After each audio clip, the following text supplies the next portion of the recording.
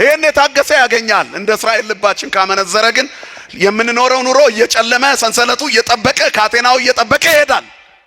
ምሬታችንን በዛው ልክ ይሆናል። የመሳለሚያ ሰዓት ያሳጣናል ሰይጣን። ማህተባችሁ ሳይላላ መከራውን ታግሳችሁ ጥያቄያችሁን እንደያዛችሁ ተመስገን ተመስገን ብላችሁ ኑሩ። በምስጋና መካከል ይመጣና መላእክቱን ልኮ በበረከት ይሞላናል። ክብርና ምስጋና ለስሙ ይሁን። ለሚያመሰግኑት እግዚአብሔር ቅርብ ነዋ። ክርስቲያን አመስጋኝ ነው። የሚያመሰግነው ስላለው አይደለም፣ አምላክ ስላለው ብቻ። አንተ ስላለኝ ተመስገን የሚል ነው ክርስቲያን። ስለዚህ የታማኙ እግዚአብሔር ልጆች ታግሰው ይኖራሉ፣ ድል ያደርጋሉ። የእግዚአብሔር ልጆች የመሆን ምልክቱ ይሄ ነው። ከእግዚአብሔር ጋር መዋል ነው ባለ ድል የሚያደርገው። ጠብቁት እግዚአብሔርን። አንድ ቀን እግዚአብሔር ይመጣል፣ ባዶነታችንን ሊሞላ ይመጣል፣ ለብዙ ጥያቄዎቻችን መልስ ሊሰጥ ይመጣል። እግዚአብሔር ይጎበኘናል። ሰይጣን እኮ አንዴ ምሱን ያቀምሳል፣ ከዛ ውሻ አርጎ ነው የሚያኖረው እኮ። ውሻ አርጎ ሰይጣን የሚያመልኩ ሰዎች አሉ፣ ሱፍና ከረባት ያላቸው V8 ፕላቲኒየም ምናምን መኪና የሚነዱ። የሆነ ቀን ግን የሆነ የሚገብሩለት ነገር አለ። ፋንድያ ብሉ ሲላቸው ሲበሉ ታገኟቸው ይሆናል። በልብስ አሳምሮ ከብት አርጎ ነው የሚያኖረው። ሰይጣን ክፉ ነው። እንዳሳመረ የሚያኖር እግዚአብሔር ብቻ ነው። ስሙ የተመሰገነ ይሁን። ሰው እንደዚህ ነው። ሲያጣ እግዚአብሔር እግዚአብሔር እግዚአብሔር ይላል፣ ሲሞላለት ትዝ አይለውም። ሌሊት ኪዳን ላይ ወይንም ሌሊት ቁልፍ ያዡ ካህን ከመክፈታቸው በፊት በሩ ላይ ቆሞ ክፈትልኝ ብሎ ከዘበኛ ጋር የሚጨቃጨቅ ሰው ታገኛላችሁ። ለምን ተዘጋ እንግባ ሚሉ። ከዛ ከነጋ በኋላ መሳለም ያቆማል። ስራ ሲያገኝ ቢዚ ሆንኩ ይላል፣ ስራ በዛብኝ ይላል። ለሰጠው ለእግዚአብሔር የምስጋና ጊዜ ያጣል። እግዚአብሔር ሰጥቶ ይታዘበናል። ተመዘንክ ነው ሚዛን። አያችሁ፣ ሰይጣን በሰው ልጆች ተፈጥሮ ላይ የሚያስቀምጠው ነገር ቢኖር ጭንቀት ነው። የእግዚአብሔርን ስጦታ ከማሰብ ይልቅ ማጣታችንን ብቻ እያሰብን እንድናላዝን ያደርጋል። ይሄ እኮ ነው አዳምና ሔዋን ጋር መጥቶ እግዚአብሔር ሁሉን ሰጥቶ የከለከላቸውን በለስ አጉልቶ አወራ። ስለ በለስ አወራ። በጣም አስፋፍቶ ያወራው ስለ በለስ ነው ሰይጣን። አየ አረ የተሰጠኝ በቃኛል ብለው ሰይጣን ወደ አንተ ሲመጣ ብዙ ሊጎልህ ይችላል። ያለህን ቁጠረው፣ ሳትጨነቅ ይነጋል። ጠዋት ደግሞ የተቀደደውን እግዚአብሔር ይደፍናል። ስሙ የተመሰገነ ይሁን። ፈተናችን በጨመረ ቁጥር ድላችን ከፍ ይላል፣ ሽልማታችን ከፍ ይላል። ማን ስለሚሰጠን? እግዚአብሔር። ክብርና ምስጋና ለስሙ ይሁን። መከራን የሚያሳልፍ የሚያሻግር በበረከት የሚሞላ ጭንቀታችንን የሚያውቅ እስክንጠይቀው የማይጠብቅ ክብርና ምስጋና ለስሙ ይሁን። ስለዚህ ትንንሽ ክፍተቶችን ሰይጣን እንዳያሰፋው ዝጉት። ምሬት እንኳን ካለ እንባችንን ወደ ማን እናርገው ወገኖቼ? እግዚአብሔር እንባን የሚያብስ መጽሐፍ የሰራዊት ጌታ እግዚአብሔርም እንባን ሁሉ ከዓይኖች ላይ ያብሳል ይላል። እንባን አባሽ ነው እግዚአብሔር። አያችሁ፣ እንባን አባሽ። ክርስቶስን የሰማ ሁሉ ጓዳው እንደማይደርቅበት ያበሰረች አማላጅነቷ የማይለየን በመስቀል ስር የተሰጠችን ዋኖቻችን አሉ። እኛ እንዴት እንደምንጸድቅበት እናውቃለን። ስለዚህ ከዛ ቤት የሚነገረው የማጣጣል ነገር አትስሙ። ቀምሳችሁ ይሁት። የደብረ ሊባኖስን ጸበሌ ተክልዬና አንዱን ብርጭቆ ጠጡት። ከጥቅስ ከምዕራፍና ቁጥር በላይ ነው። ዛሬ ኩላሊት ለማስቀየር ዶላር አይበቃም አይደል? የቅዱስ ጊዮርጊስ አንድ ኩባያ ጸበል ግን ፌለሪቲውን ዜሮ ያደርገዋል አይደል? ወድቀሃል የተባልክ ትነሳለህ፣ ትሞታለህ የተባልክ ሕይወት ታገኛለህ። በቢሊየን የማይጠበቅ በረከት እዚህ ቤት አለ። ማን ይመስገን? ክብርና ምስጋና ለአምላካችን ይሁን። እና ምድር ላይ ያማረበት ሰው ሁሉ ጤነኛ አይደለም። አንዳንዴ ገንዘብ ኖሯቸው በልጅ ማጣት የተፈተኑ አሉ። ደጅ ሲጠኑት የሚውሉ እነዚህ ንጹህ ባለ ሀብት ይሆናሉ። መውጊያቸው የቤታቸው ውስጥ ያለ የልጅ እጦት ነው። እግዚአብሔር ይጎብኛቸው። ጥሩ ባለ ሀብት ሆነ ሁሉ ኖሮን ደስታ የከለከለን አንድ ጥግ አለ። ምንም ነገር ሳይኖረን ደግሞ የተገኘውን ሁሉ ልንበላ እንችላለን። አያችሁ፣ ድሃ ስትሆኑ በልጅ ብዛት ትፈተኑ ይሆናል። ባለጸጋ ሆናችሁ በልጅ ማጣት ትፈተኑ ይሆናል። ብቻ ምድር አሟልታ አትሰጥም። መኖር ውሸት ነው። ከሞት በኋላ ያለው ህይወት ነው እውነት።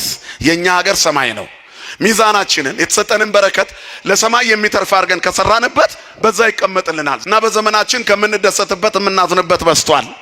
የምናየው ነገር ሁሉ ነውር የበዛበት ሆኗል። ኃጢአት ቀላል ነገር ሆኗል። ነፍሰ ገዳይነት ተራ ነገር ሆኗል። ሰው በጅምላ አለቀ ሲባል እንደ ዜና አይታርገን አገላብጠን የምናልፈው ሆኗል። ሞትን ተለማምደነዋል። እግዚአብሔር የተሻለ ዘመን ያምጣልን። እግዚአብሔር ልባቸው ለተሰበረ ቅርብ ነው፣ ለየዋሆች ቅርብ ነው። ኃጢአት ለሚሰሩ ሰዎች ከኃጢአታቸው በኋላ ቢጸጸቱ እግዚአብሔር ቅርብ ነው። ክርስቲያን ማለት ኃጢአት የማይሰራ ማለት እኮ አይደለም፣ የሚጸጸት ነው። ዳዊትን የሚያህል ሰው ኃጢአት ሰርቷል፣ በድሏል፣ ዝሙት ሰርቶ ነፍስ አጥፍቶ ብዙ ነገር አድርጓል። እግዚአብሔር ግን አራቀውም። ከኃጢአተኛው ሰው አይርቅም እግዚአብሔር። በሃይማኖት ከጠበቅን እግዚአብሔር ሁሉን ነገር ያስተካክላል፣ ሳንለምን ያስተካክላል። በአንድ ቀን ጀንበር ታሪክ መቀየር ይችላል። በአይን ቅጽበት ኑሮውን ያስተካክላል፣ ህይወት ያለመልማል፣ ጓዳን ይሞላል፣ ስጋት ያስወግዳል። ካመለክ ነው ምን ካደረግነው ወገኖቼ? ልጆቹ ከሆንን ተነጫንጨን እንኳን ለምናደርገው ደከመኝ ብለን እንቅልፍ እያነጫነጨን የምንመጣ ሰዎች አለን እኮ አይደል እሁድ። ምክንያቱም ዲያብሎስ የእሁዱን እንቅልፍ በጣም ያጣፍጠዋል። ከሰባቱ ቀናት ጣፋጩ የእሁድ ጠዋት እንቅልፍ ነው። እንዴት እንደሚጣፍጥ አይደል? እየተንገዳገድን ምርር ብሎን ስመለስ ተኛለሁ ብለን እንሄዳለን። አስቀድሰን ስንመለስ ና በላስተኛኝ ብትለው እንቅልፉ የለም። ጤነኛ እንቅልፍ አይደለም። መጀመሪያ የሚመጣው በረከት ሊያሳጣህ ነው። ንቅት አይንን ከፍተህ ነው የምትውለው። ስትመለስ ደክመዋል እኮ ቆመኔው አልከው እኮ አስቀድሰሃል፣ ዘምረሃል፣ አሸብሽበሃል። ግን ስትመለስ አልደከመህም። የቤቱን በረከት ስለጠገብክ እንቅልፍ የሚጫንህ ሰይጣን ለቆ ሄዷል። ማን ይመስገን። መክሊትን አትቅበር። የሰንበትን ሌሊት በቤተ መቅደሱ ና፣ እግዚአብሔር ካንተ ጋር ይሆናል። ነይ መቅደሱ የሚባል ባለ ሀብት አመድ ላይ ሲንከባለል ተገኘ። ነጭ አህያ ሲጋልብ ተገኘ አይደል? እንደዚህ ሲያደርግ ተገኘ። ቆሻሻ ሲበላ ተገኘ። ካልበላ ጠዋት ሱፍ ለብሶ አይታይማ። ሰይጣን ውሻ አርጎ አሳድሮ ጠዋት ቀባብቶ በቪኤት መኪና ያንሸራሽራል። ሁሉም ባለቪኤቶች ሰላቢ ናቸው እያልኩ አይደለም፣ ይቅርታ ይደረግልኝ። አሁን እኔና እናንተ ደስ ሲለን አሸብሽበን ደስ ሲለን እየደነስንበት የቲክቶክ እንትናችንን የምናስፋፋበት አይነት መስቀል አይደለም። የመዝሙር ብቻ መስቀል፣ የቅዳሴ ብቻ መስቀል፣ የምርቃት ብቻ መስቀል፣ ትልቅ መስቀል አንገቱ ላይ ቆሞ የሚራገም ሰው አለ እኮ አይደል? ጠዋት እርግማን ከሰዓት በአንድ ቀን ውስጥ ቅዳሴ ላይ ራሳቸውን ሰልፊ ተነስተው ዛሬ በቅዱስ ጊዮርጊስ ቤተክርስቲያን ጥሩ ጊዜ ያሳለፍን ያከበረን አምላክ ይክበር ምናምን ይሰራሉ። ከሰዓት በኋላ ልደት ነገር ካለ እዛ ሲጨፍሩ ይውሉና እንዴት ያለ ቀውጢ ጊዜ ያሳለፍን ይላሉ። ቀጥሎ መስቀሉ አልወለቀም፣ ሁለቱም ላይ አለ። ታዲያ የክርስቶስ መስቀል ነው የፈያታዊ መስቀል ነው እንጂ። አያችሁ፣ የመስቀል ቅርጽ ሁሉ መስቀል አይደለም። እንዲህ ቢሆን አምቡላንስ ሁሉ አጋንንት ባስወጣ ነበር። እንዲህ ነው ሰይጣን። ምሱን ያቀምስና እንደ ማስቲካ አላምጦ ጎማ አርጎ ይተፋል። አያችሁ፣ ከዲያብሎስ ጋር ሆነው እንዳማረባቸው ያከተመላቸው ሰዎች የሉም። ከእግዚአብሔር ጋር ሆነው ደግሞ ሳያምርባቸው ያለፉ የሉም። የውበታችን ጥግ ማን ነው ወገኖቼ? እግዚአብሔር ብቻ ነው። አንዳንድ ባለጸጎች ገንዘባቸው ሮንግ ሲሆን፣ የተበላሸ መንገድ ይዞ የመጣ ሲሆን እሱ ሲፈቅድላቸው ነው የሚሰጡት። በፍጹም አይሰጡም። ምናልባት ለዘፋኝ 10 ሚሊዮን ሲሰጡ ይታዩ ይሆናል። ቤተሰቦቻቸው ግን ባዶ እግራቸውን በበረባር ሰው ሲሄዱ ሊታዩ ይችላሉ።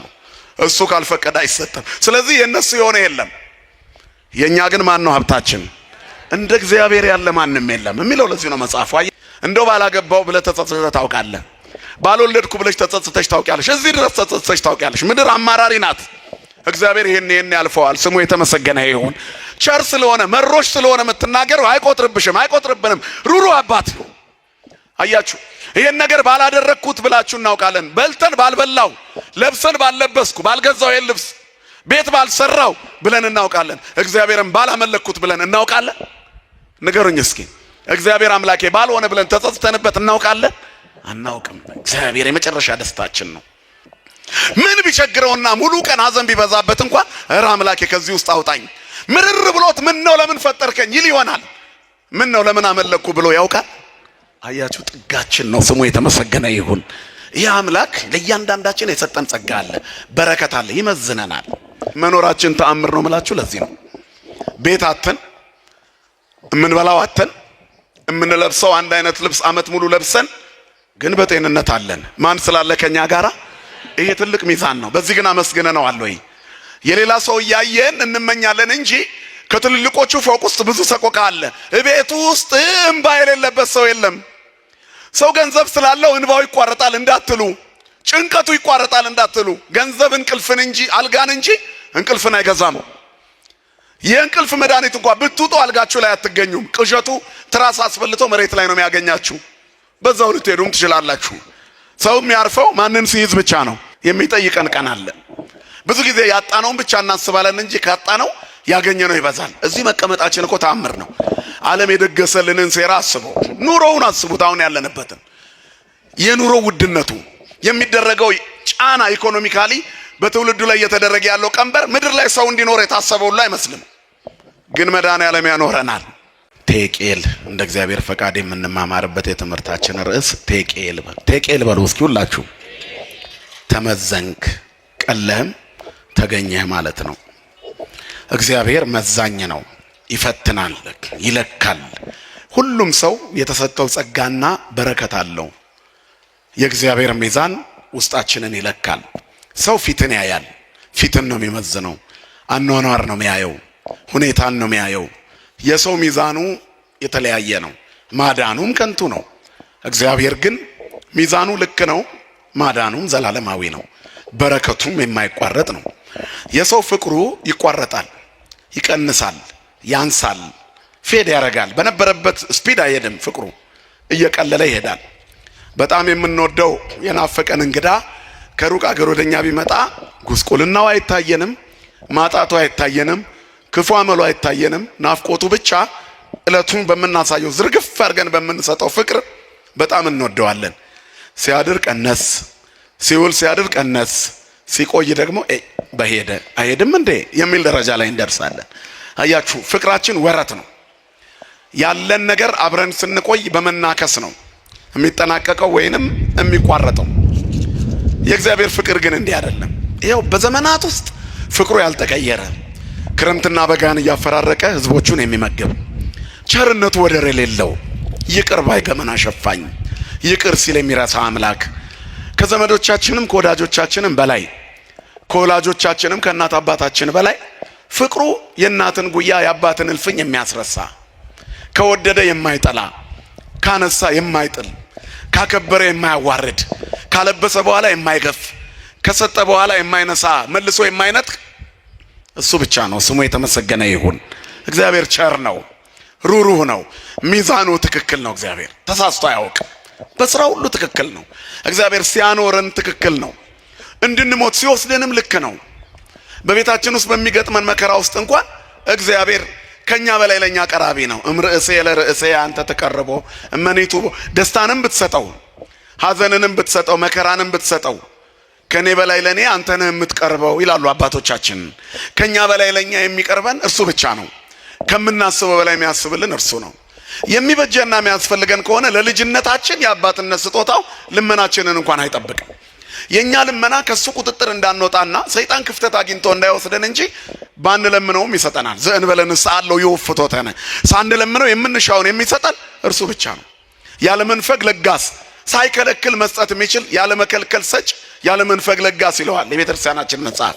ስለዚህ ንፉግ አይደለም፣ ይሰጣል። ሲከለክልም ትክክል ነው። የሚሰጠን የሚበጀንን ነው። የማይሰጠን ደግሞ ለኛ ማይጠቅመንን የሚያጠፉን ነገሮችን አይሰጠንም። ለምንን ሁሉ የሚከለክለን ቀን እኮ አለ። አንዳንድ ጊዜ ጸልየን ያልተሰማናቸው ጸሎቶች አሉ። ስለማይጠቅሙን ነው። ጸሎት ሁሉ ቢሰማ ኖሮ ሰው በምድር ላይ ባልኖረ ነበር ይላሉ አባቶቻችን። በምድር ላይ አደገኛው ነገር ቢኖር ጸሎት ነው። በተለይ የምድራዊ ሰው ጸሎት። ሞት የተመኘንበት ጊዜ አለ፣ አልሞትንም ግን አለን ስላልሰማን። ልክ አይደለም ታዲያ እግዚአብሔር ወገኖች? ምን ነው ዛሬ እንደ ውሃ በሆንኩ ብለናል እኮ። ያኔ ውሃ ቢያደርግ አለቀልን። እጄ በተቆረጠ ብትል ጉምድ፣ እንደው እጄን በቆረጥከው ሲል ቁርጥ ቢያደርግ ዱሽ ነው የምትበቃ አለቀ። እጄ ዱሽ ይበዛ ነበር እዚህ መካከል። አያችሁ፣ እንደው ምን ነው ድፍት ባረከኝ የምንልበት ጊዜ አለ። ድፍት ወዲያው ቢያደርገንስ? እሱ ግን ቸር ነው። እንደው ለምን ፈጠርከኝ፣ እንደው ባትፈጥረኝ ኧረ ውሰደኝ ያልንበት ጊዜ አለ። አይወስደንም። በእኛ ላይ የሚሰራቸው ስራዎች አሉ። ምሬታችን አልፎ ደስታችን ይመጣል። እንባችን ታብሶ ፊታችን ይፈካል። በእኛ ላይ ያለው ዓላማ ጥላቻ አይደለም። ስናለቅስ እንኳን ብናለቅስም እንኳን እንባዎቻችን የፍቅር ናቸው። እሱ ያያቸዋል። ሲነጋ አዲስ ሊያደርገን በእንባችን ውስጥ ትዕግስትን ይሰጠናል። እግዚአብሔር ደግ አባት ነው፣ ይቅር ባይ ነው። ምን ለው ለዚህ ነው ጸሎትን ሁሉ ይሰማል ማለት የሚጠቅመንን ነው። ሳንጸልየው ሳንለምነው ደግሞ ይሰማል። የሚሰማው ሁሉ ጸሎት ደግ ደጉን ነው መርጦ የሚቀበል አባት። እኛ ልክ ላንሆን እንችላለን። ሕፃናት ሆነን በልጅነታችን ጣፋጭ ነገር ላይ እናዘነብላለን። ወላጆቻችን አይፈቅዱልንም። እኛ ስናድግ ትተነዋል። አያችሁ፣ ጨው ያለው ምግብ፣ ጨው የበዛበት ምግብ የምንወደውን ያክል አሁን ጨው የሌለው ምግብ መመገብ ጀምረናል። እቺ ምድር ታጓጓለች ለመኖር። ያን ጊዜ ወላጆቻችን የከለከሉን ሲበዛ የሚጎዳ ነገር መሆኑን አውቀው ነው። ስናድግ ግን እኛ እንክት ሙሉ ለሙሉ ከናካቴው ትተነዋል። ጣፋጭ ነገር እርግፍ አድርገን ትተነዋል። በመኖራችን ውስጥ የሚያመጣው የቁመና መዛነፍ አለ ማለት ነው። የውስጥ ደዌ ያስከትላል። በምድር ላይ ያለንን ጉዳይ ወይ ለአልጋ ቁራኛ ወይ ለሞት ይዳረጋል። ስለዚህ ተተነዋል። ልጆች ሆነን የጠየቅነው ነገር በልጅነታችን የተማጸናቸው ጸሎቶች በሙሉ ወይ የፈለግናቸው ፍላጎቶች ያልተሳኩት ለኛ ስለማይጠቅሙን ነው። አምላክ ስስታም አይደለም። ስሙ የተመሰገነ ይሁን። ደግ ነው እግዚአብሔር። ከምናስበው በላይ ያስብልናል። ከኛ በላይ ለኛ የሚቀርበን እሱ ነው። ደግ ሩሩ አባት ነው ያለን። ክብርና ምስጋና ለስሙ ይሁን። ታዲያ እንደዚህ ደግና ሩሩ ሆኖም ሳለ ታዲያ በባዶ አይተወንም። ስላልሰማን አልሰጠንም ማለት አይደለም። የሚጠቅሙንን ሰጥቶን ተጨማሪውን ይከለክለናል። በሚበቃን ውስጥ አመስግነነው እንድኖር ይፈቅዳል። በሰጠን ይመዝነናል። እግዚአብሔር በስጦታው ይመዝናል። እግዚአብሔር በፍጥረቱ ውስጥ ትዝብቱን ያስቀምጣል፣ ያኖራል። በሰጠን ነገር ውስጥ ምን ያህል ታማኞች ነን? እግዚአብሔር እኛ ውስጥ ያላስቀመጠው ነገር የለም። ለእያንዳንዱ ሰው በር ላይ ቆሞ ከሚለምነው የኔ ቢጤ ጀምሮ ሰማይ ጠቀስ ፎቅ አለኝ ከኔ በላይ ገንዘብ ያለው የለም እስከሚለው ድረስ እኩል የሆነ ሚዛን አለው እግዚአብሔር። እኩል ሚዛን፣ ሁሉን እኩል የሚመዝን ይፈትን ልብ ወክልያተ እግዚአብሔር ይላል። ሰው ፊትን ያያል፣ እግዚአብሔር ልብና ኩላሊትን ይመረምራል። ስለዚህ የውስጥ ሰብዕና በምድራዊ ምቾት የሚሸፈን አይደለም፣ በጉስቁልናም የሚከሳ አይደለም ማለት ነው። በእምነት መሳሳትና መወፈር ወይንም ውስጣችን ስለ እግዚአብሔር ባለው ግንዛቤና በመንፈሳዊ ዝለት ምክንያት ሊጠፋ ይችላል። ያም ሆኖ ግን ሚዛኑ ትክክል ነው። እግዚአብሔር ይለካል። የሰጠውሽን የታደረግሽ፣ አንቺ ውስጥ ያስቀመጥኩትን የታደረግሽ፣ በረከቴ የታለ? በሰጠውሽ ዕድሜ በምድር ላይ ምን አደረግሽ? ትዳር ሰጥቼ ነበረ፣ ምን አደረግከው? ትዳርህን በልጅ ባርኬ ነበረ፣ ቤተሰብህን መራህ? እንዴት ነው? በውስልትና ነው የምትኖረው? በታማኝነት በጎጆ ስር እግዚአብሔር ነው ያለው ወይስ ሌላ አስገብተሃል? ደባል ምንዝርና ደባል ነው። በአምልኮ ጉዳይ ላይ እንዴት ነው? ሌሎች ነገሮችን ተጓዳኝ ነገሮች አስገብታል ወይስ በእኔ ብቻ ነው የምትታመነው? እግዚአብሔር ይመዝናል። የሚጠይቀን ቀን አለ። ብዙ ጊዜ ያጣነውን ብቻ እናስባለን እንጂ ካጣነው ያገኘነው ይበዛል። እዚህ መቀመጣችን እኮ ተአምር ነው። ዓለም የደገሰልንን ሴራ አስቡ፣ ኑሮውን አስቡት። አሁን ያለንበትን የኑሮ ውድነቱ የሚደረገው ጫና ኢኮኖሚካሊ በትውልዱ ላይ እየተደረገ ያለው ቀንበር ምድር ላይ ሰው እንዲኖር የታሰበው ሁሉ አይመስልም። ግን መድኃኔዓለም ያኖረናል። አያችሁ፣ በምስኪን ጉሮሮ ቀዝቃዛዋ ሳያፈስ አያሳድርም። የከፈተውን ጉሮሮ ሳይዘጋ ንገሩኝ እናቶቼ አያድርም። እኛ እንሰጋለን እንጂ የእምነታችን መሳሳት ዓለም የኑሮ ውድነቱ ሰማይ ቢሰቅለው እንኳን ለነሱ ሌላ ሚዛን ሰጥቶ እኛን በዚያ ውስጥ ያኖረናል። መኖራችን ተአምር ነው የምላችሁ ለዚህ ነው። ቤት አተን፣ እምንበላው አተን፣ እምንለብሰው አንድ አይነት ልብስ አመት ሙሉ ለብሰን ግን በጤንነት አለን። ማን ስላለ ከኛ ጋራ? ይሄ ትልቅ ሚዛን ነው። በዚህ ግን አመስግነነዋል ወይ? የሌላ ሰው እያየን እንመኛለን እንጂ ከትልልቆቹ ፎቅ ውስጥ ብዙ ሰቆቃ አለ። ቤቱ ውስጥ እንባ የሌለበት ሰው የለም። ሰው ገንዘብ ስላለው እንባው ይቋረጣል እንዳትሉ፣ ጭንቀቱ ይቋረጣል እንዳትሉ። ገንዘብ እንቅልፍን እንጂ አልጋን እንጂ እንቅልፍን አይገዛም። የእንቅልፍ መድኃኒት እንኳን ብትውጡ አልጋችሁ ላይ አትገኙም። ቅዠቱ ትራስ አስፈልቶ መሬት ላይ ነው የሚያገኛችሁ። በዛው ልትሄዱም ትችላላችሁ። ሰው የሚያርፈው ማንን ሲይዝ ብቻ ነው። በሰላም ቦቱ ሰክቦ እነውም እስማ አንተ እግዚኦ በተስፋ በአቲትከ አይደርከኒ፣ አንተ በተስፋ በክንድ በፍቅር ታሳድረኛለህና በሰላም ወደ መኝታ ይሄዳለሁ። ባለማይተብ አይቃዥም፣ ባለማይተብ አይፈራም። አምላኩ አላህ የሚጠብቀው እይዴቅ ዘያቅበክ፣ የሚጠብቅህ አይተኛም ይላል። እግዚአብሔር የሚጠብቅ አባት ነው የማይተኛ። እኛ ተኝተን እሱ ይቆማል። ትጉ እረኛ ነው። በምስጋና የተፈራ በአምልኮ የከበረ ያልነበረበት ጊዜ የሌለ የማይኖርበት ጊዜ የማይኖር ለቀዳማዊነቱ ጥንት ለዳህራዊነቱ ፍጻሜ የሌለው የዘላለም አባት በጆሮቻችን ውስጥ የመኖር የምስራች፣ የጤናን የምስራች፣ የበረከት የምስራች የሚነግር በትንሿ ቆሎ ውስጥ የምንጠጣውን ውሃ የጤና ምግብ የሚያደርግ ጮማ እየቆረጠ ገንዘቡን ለሐኪም እየቀለበ የሚኖር ስንት አለ መሰላችሁ? ድህነት ቅድስና ነው እያልኩ አይደለም።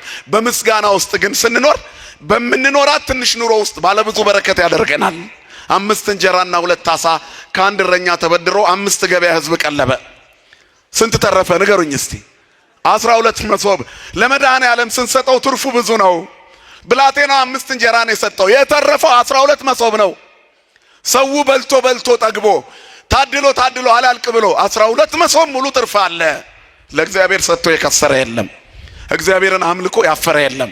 የማንጸጸትበት ጥጋችን እግዚአብሔር ነው። እንደው ባላገባው ብለህ ተጸጽተህ ታውቃለህ? ባልወለድኩ ብለሽ ተጸጽተሽ ታውቂያለሽ? እዚህ ድረስ ተጸጽተሽ ታውቂያለሽ? ምድር አማራሪ ናት። እግዚአብሔር ይሄን ያልፈዋል። ስሙ የተመሰገነ ይሁን። ቸር ስለሆነ መሮሽ ስለሆነ የምትናገረው አይቆጥርብሽም፣ አይቆጥርብንም። ሩሩ አባት ነው። አያችሁ፣ ይሄን ነገር ባላደረግኩት ብላችሁ እናውቃለን። በልተን ባልበላው፣ ለብሰን ባልለበስኩ፣ ባልገዛው ይሄን ልብስ ቤት ባልሰራው ብለን እናውቃለን። እግዚአብሔርን ባላመለክኩት ብለን እናውቃለን? ንገሩኝ እስኪ። እግዚአብሔር አምላኬ ባልሆነ ብለን ተጸጽተንበት እናውቃለን? አናውቅም። እግዚአብሔር የመጨረሻ ደስታችን ነው። በቃ እግዚአብሔርን ፈልጉት። ምን እስወ ለእግዚአብሔር ወተጸነው ነው አይደል? እግዚአብሔርን ፈልጉት ትጸናላችሁ። ጽናታችን ነው እግዚአብሔር። የማንጸጸትበት ጥግ በዚህ ዓለም ላይ በሁሉም ነገር ትጸጸታላችሁ። በመፈጠራችሁ ባልተፈጠርኩ ብለን ተጸጽተን እናውቃለን። አያችሁ፣ ግን እግዚአብሔርን ባላመለክኩት ብለን እናውቃለን? እግዚአብሔር አምላኬ ባልሆነ ብለን እናውቃለን? ንገሩኝ። እንደምን አመሻችሁ? እናውቃለን ወይ? ማንም ሰው አያውቅም። አያችሁ፣ መተው መብቱ ነዋ። ማምለክ ማቆም ትችላለህ። ወደ ኋላ መመለስ ይቻላል። ገሃነም ይጠብቃል፣ ሲኦል ይጠብቃል። ጸጸት አያስፈልገውም። እግዚአብሔርን ግን በማምለኩ እያመለከው የተጸጸተ ሰው የለም። ምን ቢቸግረውና ሙሉ ቀን ሐዘን ቢበዛበት እንኳን እረ አምላኬ ከዚህ ውስጥ አውጣኝ፣ ምርር ብሎት ምን ነው ለምን ፈጠርከኝ ይል ይሆናል። ምን ነው ለምን አመለኩ ብሎ ያውቃል። አያችሁ፣ ጥጋችን ነው። ስሙ የተመሰገነ ይሁን። ይህ አምላክ ለእያንዳንዳችን የሰጠን ጸጋ አለ፣ በረከት አለ፣ ይመዝነናል። በመጨረሻው ዘመን የምንጠየቀው ጥያቄ አለ። አሁን በምድር ላይ ባለው ኑሮ ውስጥ በዚህ ሰዓት በሰማይቱ ደጅ ላይ ያንቀላፉ ሰዎች አሉ። ደዌ ሳይዛቸው፣ ምንም ነገር ሳይጎድላቸው የእረፍት ሰዓታቸው ነው። ለወንጌል የደከማቸው ሰዎች አሉ። ይሄ ሚዛን ነው። ቴቄል ይላል፣ ተመዘንክ ይላል። ቀሎ ከመገኘት መድኃኔዓለም ይሰውረን። የታሪኩ ባለቤት የናቡከደነጾር ልጅ ብልጣሶር ይባላል። ናቡከደነጾር ዓለምን እንደ ሰም አቅልጦ እንደ ገል ቀጥቅጦ የገዛ ፍጹም አምባገነን መሪ ነበረ። የእስራኤል ኃጢአት አላውያኑን ከፍ አደረጋቸው። በምንኖርበት ኑሮ ውስጥ አለቆቻችን የሚጠነክሩብን በእኛ ኃጢአት ምክንያት ነው። እግዚአብሔር እንደ ቄጠማ ማርገፍ ይችላል። አያችሁ፣ እኛ በጠነከርን ቁጥር አገዛዝ ይጠነክርብናል። እኛ ከሱ በራቅን ቁጥር በምድራውያን ቁጥጥር ስለሆነን እንወድቃለን። እስራኤል እንዲህ ነበሩ። ለእግዚአብሔር የመገዛት መንገዳቸው ሲላላ አላዊ መንግስት ያዝባቸዋል። ይወረራሉ፣ ይዘረፋሉ፣ ይመታሉ። በጣም ብዙ ጊዜ እስራኤል ሕይወት ይሄ ነው። ትንሽ ሲያገኙ እግዚአብሔር በሰጣቸው እንጀራ ጣዖት ያመልካሉ። እግዚአብሔር በሰጣቸው ገንዘብ ይታበዩበታል። በዚህ ዘመን ያለነው እኛም እንደዚሁ ነን። ስራ ፍለጋ እንንከራተታለን፣ እንለምነዋለን እግዚአብሔርን። ከዚህ ኑሮ አውጣኝ፣ እንደው ያለውበት ኑሮ መሮኛል እንለዋለን። ለሰማዩ ያዘጋጀን አምላክ የምድሩንም በረከት አይነሳንም። ስለዚህ ከበረከቱ፣ ከረድኤቱ፣ ከጸጋው፣ ከቸርነቱ ይሰጠናል። ክቡር አባታችን እየመጡ ነው። ተነስታችሁ ቁሙና ተቀበሏቸው።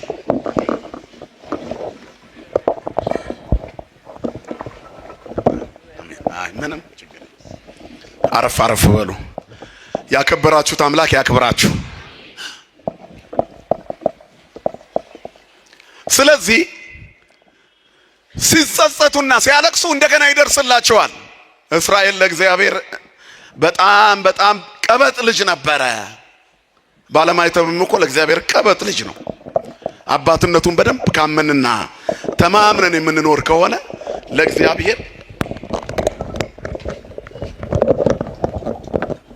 ለእግዚአብሔር ቀበጥ ልጆች ነን።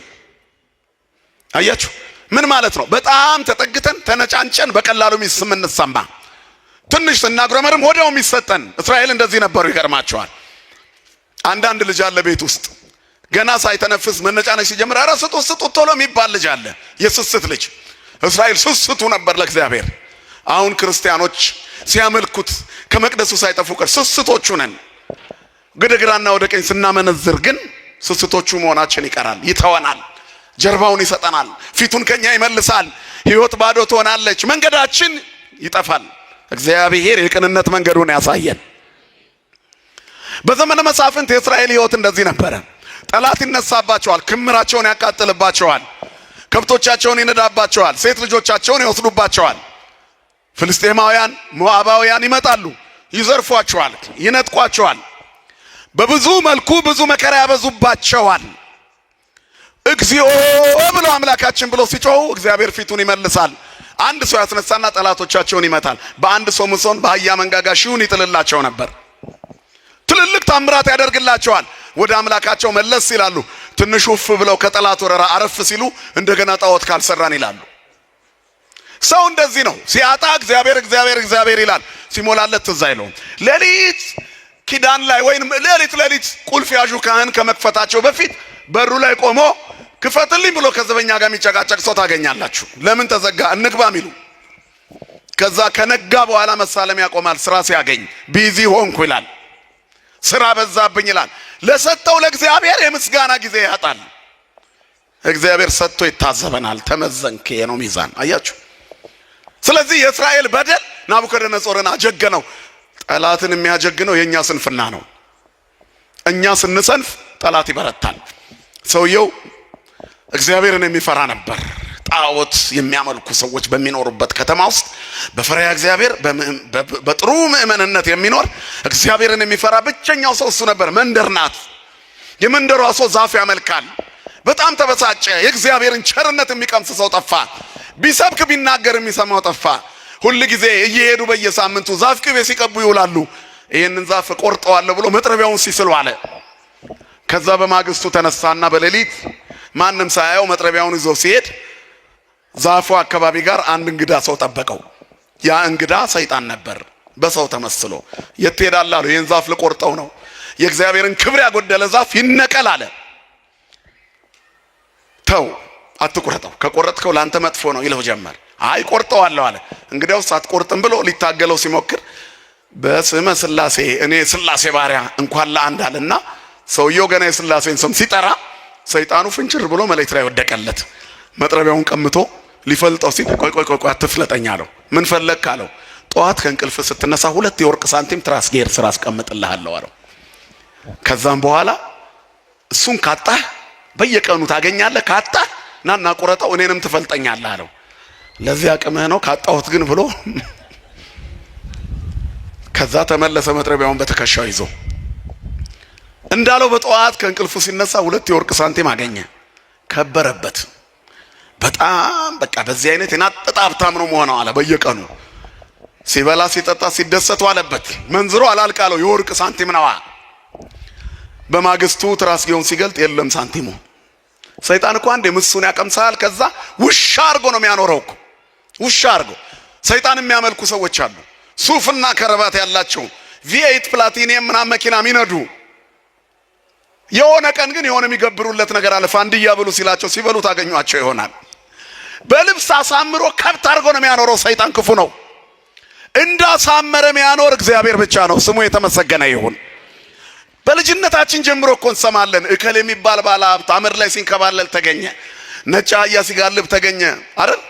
እንደዚህ ሲያደርግ ተገኘ፣ ቆሻሻ ሲበላ ተገኘ። ካልበላ ጠዋት ሱፍ ለብሶ አይታይማ። ሰይጣን ውሻ አርጎ አሳድሮ ጠዋት ቀባብቶ በቪኤት መኪና ያንሸራሽራል። ሁሉም ባለ ቪኤቶች ሰላቢ ናቸው እያልኩ አይደለም፣ ይቅርታ ይደረግልኝ። በዚህ ሁኔታ ከዲያብሎስ ጋር ተዋርሰው የሚኖሩ ሰዎች ግን አሉ። መጽሐፋችን እንደሚናገረው የእግዚአብሔር ልጅ የሰው ልጆች ከሰይጣን ልጆች ጋር ምን አሉ ይላል? ተጋቡ። አያችሁ፣ እግዚአብሔር ከዚህ ይሰውረን። እኛ የእግዚአብሔር ልጆች ነን። የማን ልጆች ነን? የእግዚአብሔር። ሰው ከሰይጣን ጋር ሲፈራረም እንዳማረበት አይኖርም። ውሻ የሚሆንበት ጊዜ አለው። አመድ የሚልስበት ጊዜ አለው። መለስ ሲል ነው ሰው የሚመስለው። እንዲህ አይነት ሰዎች ቤተሰቦቻቸውን እንኳን አይረዱም። አንዳንድ ባለጸጎች ገንዘባቸው ሮንግ ሲሆን የተበላሸ መንገድ ይዞ የመጣ ሲሆን እሱ ሲፈቅድላቸው ነው የሚሰጡት። በፍጹም አይሰጡም። ምናልባት ለዘፋኝ 10 ሚሊዮን ሲሰጡ ይታዩ ይሆናል። ቤተሰቦቻቸው ግን ባዶ እግራቸውን በበረባር ሰው ሲሄዱ ሊታዩ ይችላሉ። እሱ ካልፈቀደ አይሰጥም። ስለዚህ የነሱ የሆነ የለም። የኛ ግን ማን ነው ሀብታችን? እንደ እግዚአብሔር ያለ ማንም የለም የሚለው ለዚህ ነው መጽሐፉ። አያችሁ። እና ምድር ላይ ያማረበት ሰው ሁሉ ጤነኛ አይደለም። አንዳንዴ ገንዘብ ኖሯቸው በልጅ ማጣት የተፈተኑ አሉ። ደጅ ሲጠኑት የሚውሉ እነዚህ ንጹህ ባለ ሀብት ይሆናሉ። መውጊያቸው የቤታቸው ውስጥ ያለ የልጅ እጦት ነው። እግዚአብሔር ይጎብኛቸው። ጥሩ ባለ ሀብት ሆነ ሁሉ ኖሮን ደስታ የከለከለን አንድ ጥግ አለ። ምንም ነገር ሳይኖረን ደግሞ የተገኘውን ሁሉ ልንበላ እንችላለን። አያችሁ፣ ድሃ ስትሆኑ በልጅ ብዛት ትፈተኑ ይሆናል። ባለጸጋ ሆናችሁ በልጅ ማጣት ትፈተኑ ይሆናል። ብቻ ምድር አሟልታ አትሰጥም። መኖር ውሸት ነው። ከሞት በኋላ ያለው ህይወት ነው እውነት። የኛ ሀገር ሰማይ ነው። ሚዛናችንን የተሰጠንን በረከት ለሰማይ የሚተርፍ አድርገን ከሰራንበት በዛ ይቀመጥልናል። ዝግቡ ለክሙ መዝገበ ዘበሰማያት ሀበጻጼ እያማስነው ወይ ይረክቦ ሰራቂ ነው አይደል? ሌባ የማይሰርቀው ብል ነቀዝ የማያበላሸው መዝገብን በሰማያት ለእናንተ አዘጋጁ። ስለዚህ ድሃሙን ባለጸጋሙን ለእግዚአብሔር ራስህን ስጥ። ራስህን ድሃ አስራቱን አያወጣ ተብሎ አልተጻፈም። ለእግዚአብሔር መቅደስ መባ አይስጥ ተብሎ ተጽፏል ወገኖች? አልተጻፈም። ለዚህ ነው እኮ እግዚአብሔር ድሆች ባሉበት መንደር ሰማይ ጠቀስ ካቴድራል ይሰራል። ባለጸጎች መንደር ብቻ አይደለም መቅደሱ ያለው። እንደውም ትንሽ የግቢ ደረጃ ያላቸው ሰዎች ያሉበት አካባቢ ነው በብዙ የበለጸጉና የተዋቡ አብያተ ክርስቲያናት የሚሰሩት። እግዚአብሔር የድሃውን ገንዘብ ተቀብሎ አበርክቶ መመለስ ይችላል። እንደ 5 እንጀራና 2 ዓሣው 12 መሶብ ይመልሳል። ስሙ የተመሰገነ ይሁን። ስለዚህ መስጠት የሚችለውን አምላክ እያመለኩ በበረከት እንደመሞላት ያለ የለም። ሰይጣን ግን አቅምሶ ውሻ ያደርጋል። ይሄ ሰውዬ ያችን 2 ሳንቲም ሲያጣ መጥረቢያውን ይዞ እየሮጠ ሄደ። ጠበቀው ሰይጣኑ። እቆርጠዋለሁ ቃልን አጥፋል የወርቅ ሳንቲሞ የለም አለ። አትቆርጠውም ባክ ተመለስ፣ ከዚህ በኋላ ከኔ ቀምሰሃል መሄጃ የለህም ነው። እንዲህ ነው ሰይጣን። ምሱን ያቀምስና እንደ ማስቲካ አላምጦ ጎማ አድርጎ ይተፋል። አያችሁ፣ ከዲያብሎስ ጋር ሆነው እንዳማረባቸው ያከተመላቸው ሰዎች የሉም። ከእግዚአብሔር ጋር ሆነው ደግሞ ሳያምርባቸው ያለፉ የሉም። የውበታችን ጥግ ማን ነው ወገኖቼ? እግዚአብሔር ብቻ ነው። ስለዚህ ልክ መታገል ሲጀምር ወዲያውኑ ሰይጣኑ በአንድ አፍታ ብድግ አደረገና መጥረቢያውን ቀማው ከሰውየው። ሊመታው ሲል ኧረ እንደው በእግዚአብሔር ስም አንዴ እኔም ላውራህ አለው። ምን ፈለክ ብሎታል። ይሄን ሁሉ ጉልበት በአንድ ቀን እንዴት ጨመርክ? ትላንት እኮ ሳነሳ አቅም የለህም ነበር አለው። አንተ ቀነስክ እንጂ እኔማ ያው አልጨመርኩም አለ። ትላንት ስትመጣ በመንፈሳዊ ቅናት ስላሴን ይዘህ ነበር የመጣኸው። ዛሬ ግን እኔ የሰጠውን በልተህን የመጣኸው። ጎድላል። ዛሬ ሳንቲም ቀረብኝ ብለህ ነው ዛፉን የምትቆርጠው። ትላንት እግዚአብሔር ለምን አልተመለከም ብለህ በመንፈሳዊ ቅናት ነው የተነሳኸው አለው። አያችሁ፣ እኔና እናንተ ከቤታችን ተነስተን ወደዚህ ስንመጣ ስጋዊ ነው መንፈሳዊ ነው ጉዟችን። መንገድ ላይ አቋርጦ እኮ የቀረ ብዙ ሰው አለ። የሻይ ቤት በረንዳ ላይ ጓደኛውን ሲያይ ጨዋታ ስለጣፈጠው ጊዮርጊስን ሰላም ሳይል መሽቶበት ነገ ሳለማለሁ ብሎ ይቀራል እኮ። ብዙ ጊዜ እንዲያስቀርቶናል። ጉዟችን መንፈሳዊ ከሆነ ብዙ ደግ ነገሮችን ጥሰን ማለፍ አለብን። እና አባ እንጦንስ እና አባ መቃርስ የመጀመሪያውን የምንኩስና ህይወት መኖር ሲጀምሩ ሰይጣን በጣም የሚያጓጓ ሀብትና ወርቅ፣ እንቁ፣ አልማዝ፣ የከበረ ድንጋይ በፊታቸው ከምሮ ዓለምን መግዛት የሚችሉበትን ሀብት ያሳያቸው ነበረ። አባ እንጦንስ የበረሃው ኮከብ ረግጦት ያልፍ ነበር ይላል። ምን ይሰራል? ወርቅን የሚወዱ ይነቀሉ የሚለው መጽሐፍ ለዚህ እኮ ነው። ረግጦት ያልፋል። ከሰይጣን ሲሆን እኮ ነው። በወዝማ የሚገኝ ገንዘብ ምንም ብትሰሩበት ሀብት ነው። ባለጸጎች ሁሉ ከሰይጣን አይደሉም። የድሃ ጥቅስ እንዳትጠቀሙ። ባለጸጋ ወደ መንግስተ ሰማያት ከሚገባ ይልቅ ይሄ ማለት ሀብታም ሁሉ አይገባም ማለት አይደለም። ጸጋ የተባለው ነገር ከእግዚአብሔር የተሰጠ ስጦታ ነው። ልብ አድርጉ። ጸጋውን በትክክል የተጠቀመበት ይገባል። ማንኛውም ሰው የሚያገኘውን ነገር ከእግዚአብሔር አግኝቶ ይሆናል። ስሙን ለሰይጣን ኃላፊነቱን ለሰይጣን ሲሰጥ ያኔ ይከስራል። እና አዳምና ሔዋን የወደቁበት ምክንያት ሰጪው እግዚአብሔር እያለ ከሰይጣን ደርበው ለመቀበል ስለሄዱ እኮ ነው። ሁሉም ሰው እኮ ሃይማኖተኛ ነው፣ ግን ተቀጽላ ይፈልግና ተደራቢ ሲፈልግ በዛው አልከስክሶ ውሻ ያደርገዋል ሰይጣን። መድኃኔ ዓለም ከቅፎ አያውጣን ሁላችንን። ስለዚህ ክርስቲያኖች ከሰይጣን የቀመሱ ቀን ይወድቃሉ። ከእግዚአብሔር ነው መቀበል። ህይወት ከእግዚአብሔር ናት። ሁሌ እድገትም ከእግዚአብሔር ነው። የአላውያን ነገስታት ጥንካሬ በሚያምኑ ህዝቦች መካከል መላላት ሲገኝ ነው። በሃይማኖት ከጠበቅን እግዚአብሔር ሁሉን ነገር ያስተካክላል። ሳንለምን ያስተካክላል። በአንድ ቀን ጀንበር ታሪክ መቀየር ይችላል። በአይን ቅጽበት ኑሮውን ያስተካክላል። ህይወት ያለመልማል፣ ጓዳን ይሞላል፣ ስጋት ያስወግዳል። ካመለክ ነው። ምን ካደረግነው ወገኖቼ? ልጆቹ ከሆንን ልጆቹ ሲሆኑ በበረከት ይሞላቸው ነበር። ትዕቢት መለስ ሲያረጋቸው ብዙ አደረጋቸው። እስራኤል ከነ ኃጢአታቸው ኢየሩሳሌም አትጠፋም እያሉ ይኖሩ ነበር ይላል የሕዝቅኤል ትንቢት ሲናገር። ታዲያ ኢየሩሳሌም ትጠፋለች ብለው ነቢያት ዞረው መከሩ፣ ለመኑ። በፍጹም የሚሰማ ጠፋ። በመጨረሻ እግዚአብሔር ለሕዝቅኤል ምን አለው? በከተማይቱ መካከል ዙርና የእግዚአብሔር ስም የሚጠሩት ላይ ግንባራቸው ላይ ምልክት አድርጋለ። የመስቀል ምልክት። የምን ምልክት ወገኖቼ? የመስቀል ምልክት። አሁን እኔና እናንተ ደስ ሲለን አሸብሽበን ደስ ሲለን እየደነስንበት የቲክቶክ እንትናችንን የምናስፋፋበት አይነት መስቀል አይደለም። የመዝሙር ብቻ መስቀል፣ የቅዳሴ ብቻ መስቀል፣ የምርቃት ብቻ መስቀል። ትልቅ መስቀል አንገቱ ላይ ቆሞ የሚራገም ሰው አለ እኮ አይደል? ጠዋት እርግማን፣ ከሰዓት በአንድ ቀን ውስጥ ቅዳሴ ላይ ራሳቸውን ሰልፊ ተነስተው ዛሬ በቅዱስ ጊዮርጊስ ቤተክርስቲያን ጥሩ ጊዜ ያሳለፍን ያከበረን አምላክ ይክበር ምናምን ይሰራሉ። ከሰዓት በኋላ ልደት ነገር ካለ እዛ ሲጨፍሩ ይውሉና እንዴት ያለ ቀውጢ ጊዜ ያሳለፍን ይላሉ። ቀጥሎ መስቀሉ አልወለቀም፣ ሁለቱም ላይ አለ። ታዲያ የክርስቶስ መስቀል ነው የፈያታዊ መስቀል ነው እንጂ። አያችሁ፣ የመስቀል ቅርጽ ሁሉ መስቀል አይደለም። እንዲህ ቢሆን አምቡላንስ ሁሉ አጋንንት ባስወጣ ነበር። ስለዚህ መስቀሉ የክርስቶስ መስቀል ነው። አንተ የመኪና በር አይደለም። አንገት ላይ ያለው መስቀል አንተ መምራት አለበት። መጽሐፍ ጥንቃቄ ይጠብቀሃል፣ ማስተዋል ይጋርዳል። ለፍርድ የሚሆን ኑሮ ነው እየኖርን ያለ ነው። አታውቁትም እንዳንባል በመጨረሻው ጊዜ መስቀል ሁሉ እስከ ማሰር ደርሰናል። ከማወቅ አልፈን ኖራችሁታል እንዳንባል ከዚያ ከማይተቡ ስር ዝሙቱ፣ አምልኮ ጣዖቱ፣ ክፋቱ፣ ከንቱነቱ፣ ምቀኝነቱ፣ ዘፋኝነቱ፣ ጭፈራው፣ እርግማኑ በዚያ ውስጥ አለ። ስለዚህ ከማይተቡ ስር የማይገቡ ነገሮች አሉ። መስቀሉ ስር ገበጣ እየተጫወቱ በክርስቶስ ልብስ እንደቆመሩት ሰዎች ሆነናል። ከማይተባችን ጀርባ ተመዝነናል። ቴቄልዬ ነው ተመዘንክ። እግዚአብሔር ከዚህ ይሰውረን። እስራኤል እንዲሆነው ነበር። ስለዚህ ባቢሎን መጣች። ግንባራቸው ላይ መስቀል ያለባቸው ህዝቦች ተረፉ፣ የቀሩት ተማረኩ። ከነቢያት መካከል ዳንኤልም ተማርኮ ነበረ። ወደ ባቢሎን ከተወሰዱ 3 ደቂቃን አትርሷቸው፣ ባለ ታሪክ ናቸው። ከዚያ በኋላ እግዚአብሔር ብዙ ታሪክ በዚያ ከተማ ሰራ። ታቦታት ወደ አሕዛብ መንደር ሲሄዱ ተአምር ሳይሰሩ አይመለሱም። የታቦተ ጽዮንን ታሪክ ታውቃላችሁ። በ5ቱ ከተሞች ዳጎንን ሰባብራ ተአምራት ሰርታ ያሾፉባትን ቀስፋ ያከበሯትን ጠብቃለች። እግዚአብሔር የተመሰገነ ይሁን። ታቦት ይሰረቃል። አዎ በሕዝብ ኃጢአት ምክንያት ይሰረቃል። የሰረቁትንም ሰዎች እዛ ሄዶ ምን ያደርጋል? ያስተምራል። እግዚአብሔር የትም ቦታ ጉልበቱ አያንስም። ስሙ የተመሰገነ ይሁን። ኃያል ነው፣ ኃይሉ ጽኑ ነው። እግዚአብሔር ታላቅ ነው። አብይ እግዚአብሔር ወአብይ በኃይሉ ነው። ወአልቦ ውልቁ ለጥበቢሁ። እግዚአብሔር ታላቅ ነው፣ በኃይሉም ታላቅ ነው፣ ለጥበቡም ቁጥር ስፍር የለውም። እግዚአብሔር ታላቅ ነው። እግዚአብሔር ልዩ ነው። እንደማይችል ታጋሽ ነው። ቅርብ ሲሆን ወዳጅ ነው። ወንድም ነው እኮ እግዚአብሔር። ወንድምም ነው፣ አባትም ነው፣ አምላክም ነው እግዚአብሔር። የእግዚአብሔር ሰው ብቻውን አይሆንም። እንደ ወንድም ጋሻ ይሆነዋል። እንደ ባልንጀራ ያጫውተዋል። እንደ አባት ይንከባከበዋል። እንደ አምላክ ታላላቅ ነገሮችን በሕይወቱ ውስጥ እንዲያደርግ ይረዳዋል። እግዚአብሔር ረዳት ነው። እግዚአብሔር ደጋፊ ነው። እግዚአብሔር ሕይወት ነው፣ ትንፋሻችን ነው።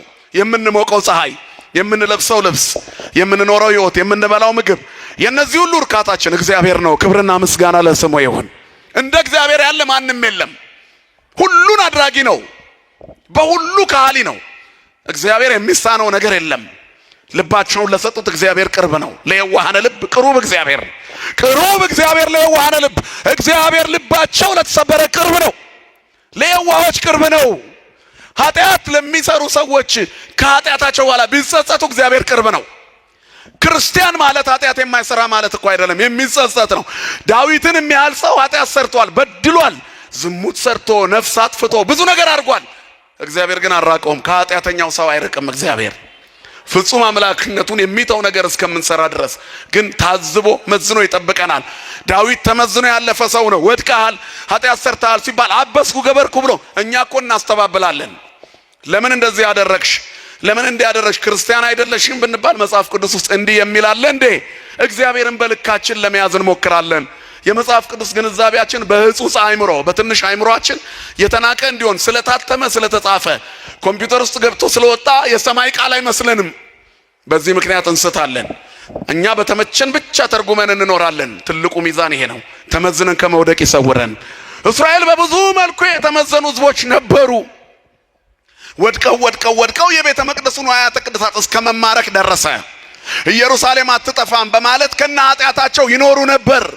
አሁን የምንኖርበት ኦርቶዶክስ ያለችበት ቁመና ውስጥ ማን ትኖራለች ብሎ ያስባል? የእግዚአብሔር ሀገር ናት ኢትዮጵያ፣ የቃል ኪዳን ምድር ናት እያልን ብዙ ኖረናል። ግን በቃል ኪዳን ምድርነቷ እንድትቀጥል ለእግዚአብሔር አልተመቻቸንም እና በዘመናችን ከምንደሰትበት የምናዝንበት በስቷል። የምናየው ነገር ሁሉ ነውር የበዛበት ሆኗል። ኃጢአት ቀላል ነገር ሆኗል። ነፍሰ ገዳይነት ተራ ነገር ሆኗል። ሰው በጅምላ አለቀ ሲባል እንደ ዜና አይታርገን አገላብጠን የምናልፈው ሆኗል። ሞትን ተለማምደነዋል። እግዚአብሔር የተሻለ ዘመን ያምጣልን። ኃጢአትን ተለማምደው የመጨረሻ ዘመን ላይ ሲደርሱ መቅደሱ ተማረከ። ንዋያተ ቅድሳት ከነካህናቶቻቸው ተማረኩ። የቀሩት ሞቱ፣ ተገደሉ። ናቡከደነጾር ይዟቸው ወረደ። የናቡከደነጾር ልጅ ብልጣሶር ንጉሥ እስከሚሆንበት ጊዜ ድረስ እግዚአብሔር ንዋያተ ቅድሳት ያሉበት ከተሞቹን ይጠብቅ ነበረ በነቢያቶቹ ምክንያት በነ ዳንኤል። አንድ ቀን ግን ናቡከደነጾር ሁሉን ካደላደለ በኋላ በትልቁ የቤተ መንግስት ሰገነት ላይ ቆሞ ባቢሎንን ተብለጭልጫ ቢያያት እቺ እኔ የፈጠርኳት ናት አለ። ህልም አየ። ህልሙ እንቅልፍ ነሳው። ማን ነው የሚፈታልኝ አለ። ከለዳውያን አስማተኞችና ጠንቋዮች መጡ። ሊፈቱት አልቻሉም። ዳንኤል ተጠራና ፍንትው አድርጎ ፈታው። በእግዚአብሔር ላይ በትዕቢት ተናግረሃል። ሰውነትን በእግዚአብሔር ፊት አላዋረድክም። በትዕቢት ተናግረሃል። እስራኤልን ኢየሩሳሌምን አሳልፎ የሰጠ አንተ ጀግና ስለሆንክ አይደለም፣ የእግዚአብሔር ሕዝብ እንዲማር ነው። እግዚአብሔር ሊቆነጥጠው ነው ሕዝቡን። ሕዝቡ በኃይል የሚመለስበት ቀን አለ። የእግዚአብሔር ግርማ የሚገለጥበት ቀን አለ። አንድ ቀን አለ እናንተ ቤት እግዚአብሔር የሚመጣበት ቀን። ማህተባችሁ ሳይላላ መከራውን ታግሳችሁ ጥያቄያችሁን እንደያዛችሁ ተመስገን ብላችሁ ኑሩ። በምስጋና መካከል ይመጣና መላእክቱን ልኮ በበረከት ይሞላናል። ክብርና ምስጋና ለስሙ ይሁን። ለሚያመሰግኑት እግዚአብሔር ቅርብ ነዋ። ክርስቲያን አመስጋኝ ነው። የሚያመሰግነው ስላለው አይደለም፣ አምላክ ስላለው ብቻ። አንተ ስላለኝ ተመስገን የሚል ነው ክርስቲያን። ገነት እገባለሁ ስላመሰገንኩት መንግስተ ሰማያት ወርሳለሁ ብሎ አይደለም። ገነትና መንግስተ ሰማያት እግዚአብሔር በፍቅሩና በይቅርታው የሚሰጠን ነው። ሰውነታችን ለሱ ሊሰዋ ስለሚገባ የተፈጥሮን ማንነት ለመጠበቅ ሰው ስለሆንን ማመስገን ግዴታችን ነው። ክርስቲያኖች ልናመሰግን ተፈጥረናል። እግዚአብሔርን ልናመሰግን፣ በፍቅሩ ልንኖር፣ በእቅፉ ልንመላለስ፣ ወዶኛልና አዳነኝ ብለን ፍቅሩ ስለማረከን ስሙ ለዘላለም የተመሰገነ ይሁን። ስለዚህ የእግዚአብሔር ሰው መሆን ማለት አንድን ክርስቲያን ሐሳቡን ከዓለም እይታ ይሰውረዋል። ከዚህ ዓለም የተሰወርን ነን እኛ። ቁስ ሆነን ስለምንዳሰስ ስለምንታይ አይደለም። ብዙ ነገር ታግሰን የምንኖረው ማን ስላለ ነው? ከኛ ጋር እግዚአብሔር በየቀኑ ይጎበኝናል። መኝታችን በእግዚአብሔር የተጎበኘ ነው። ጓዳችን በእግዚአብሔር የተጎበኘ ነው። ማዕዳችን በእግዚአብሔር የተጎበኘ ነው። ስሙን በየቀኑ እንጠራለና። ስለዚህ መከራው ያልፋል ማለት ነው። ጨለማው ይነጋል፣ ሌሊቱ ብርሃን ይሆናል። ማን ስላለ ከኛ ጋር? መድኃኔዓለም ከሁላችን ጋር ይሁን። ይሄን የታገሰ ያገኛል። እንደ እስራኤል ልባችን ካመነዘረ ግን የምንኖረው ኑሮ እየጨለመ ሰንሰለቱ እየጠበቀ ካቴናው እየጠበቀ ይሄዳል። ምሬታችንን በዛው ልክ ይሆናል። የመሳለሚያ ሰዓት ያሳጣናል ሰይጣን በሰው ልጆች ተፈጥሮ ላይ የሚያስቀምጠው ነገር ቢኖር ጭንቀት ነው። የእግዚአብሔርን ስጦታ ከማሰብ ይልቅ ማጣታችንን ብቻ እያሰብን እንድናላዝን ያደርጋል።